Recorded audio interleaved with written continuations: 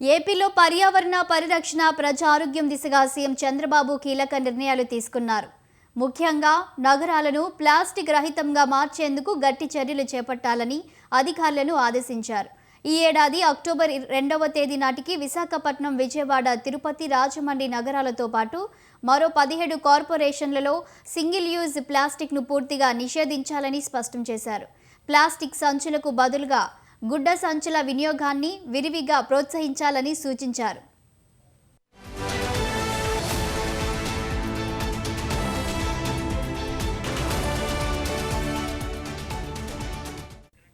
సచివాలయంలో సర్క్యులర్ ఎకానమీపై నిర్వహించిన సమీక్షా సమావేశంలో చంద్రబాబు ఈ ఆదేశాలు జారీ చేశారు. ప్లాస్టిక్ వ్యర్థాల సమస్యను అధిగమించేందుకు 87 పట్టణ ప్రాంతాల్లో 157 రెడ్యూస్, రీయూజ్, రీసైకిల్ కేంద్రాలను ఏర్పాటు చేయాలని నిర్దేశించారు. రాష్ట్రంలో పేరుకుపోయిన చెత్తను తక్షణమే తొలగించాలని, రీసైక్లింగ్ మరియు చెత్తను వేరు చేయడంపై 90 రోజుల్లోగా సమగ్ర కార్యాచరణ ప్రణాళికను సమర్పించాలని ఆదేశించారు.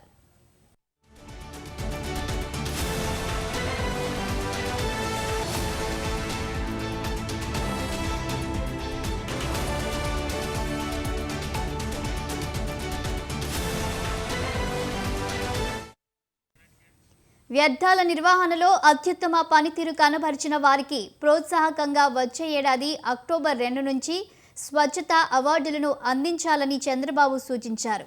స్థానిక సంస్థలు, స్వయం సహాయక సంఘాలు, అంగన్వాడీలు, పాఠశాలలు, కళాశాలలు, బస్టాండ్లు, ఆసుపత్రులు, ఎన్జీఓలు, వివిధ సంస్థల వారీగా ఈ అవార్డులను అందజేయాలని నిర్దేశించారు.